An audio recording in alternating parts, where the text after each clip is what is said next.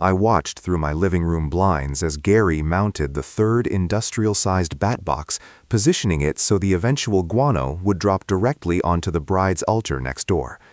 My name is the sneaky neighbor, and I spend way too much time dissecting the bizarre secrets and dramas hidden behind the house next door. If you've ever dealt with a neighbor who weaponizes local wildlife just to be petty, make sure to hit the subscribe button and give this video a thumbs up if this story hits home. Here's the thing about Gary. He's lived in this cul-de-sac since the Reagan administration, and he treats his property line like the DMZ. The house to his right, however, was recently bought by the Millers, a young couple of influencers who decided that their massive landscaped backyard shouldn't just be for personal use. They poured about $150,000 into renovations, travertine pavers, a pergola that looks like it belongs in Tuscany, and sound systems hidden in fake rocks. They turned their home into an unpermitted, under-the-table wedding venue called the Suburban Oasis. Every Saturday, the street was clogged with caterers and guests. The bass thumped until 11 p.m. Gary? He was losing his mind. But instead of calling the cops or the HOA, which takes months and involves lawyers charging $400 an hour, Gary did some math. He realized that a noise complaint is a civil issue, but a protected species habitat? That's federal. So I'm watching him put up these boxes. Now, you might be thinking, what's the big deal about a few birdhouses? Look, these weren't birdhouses. These were 5-star hotels for the Mexican free-tailed bat.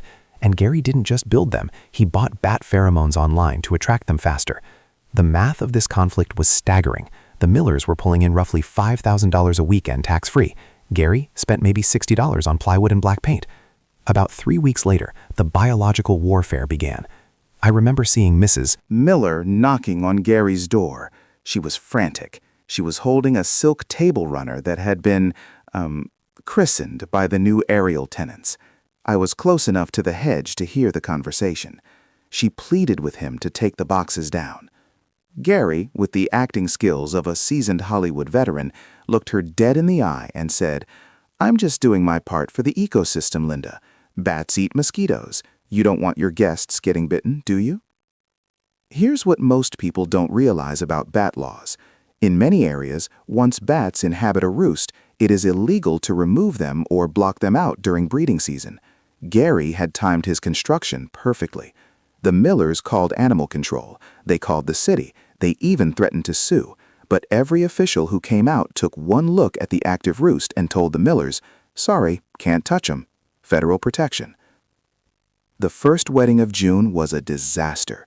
It was a sunset ceremony. Just as the couple was saying their vows, roughly 200 bats decided it was time to wake up and commute to work. They swooped low over the aisle. The bridesmaids were ducking, the groom looked terrified, and the smell? Look, bat guano has a very distinct ammonia-heavy profile that does not pair well with chicken cordon bleu.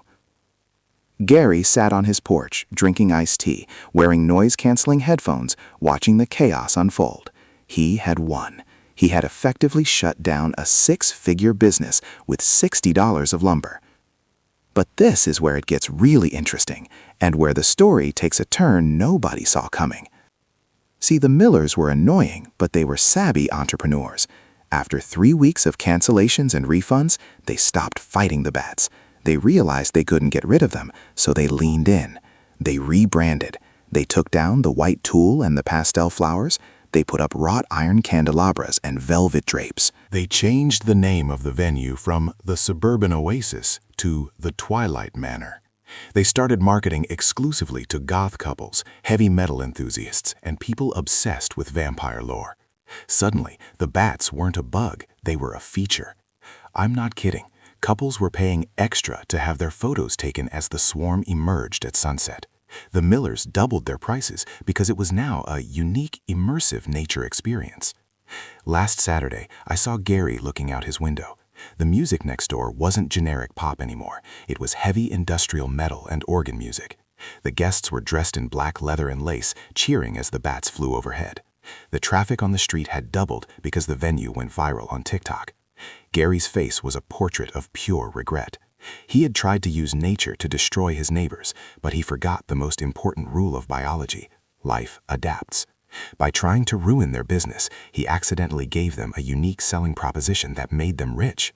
So, what is the lesson here? If you have a problem with a neighbor, address the actual problem directly. Don't try to get clever with passive-aggressive schemes or biological warfare. When you escalate a feud using nuclear options, you lose control of the fallout.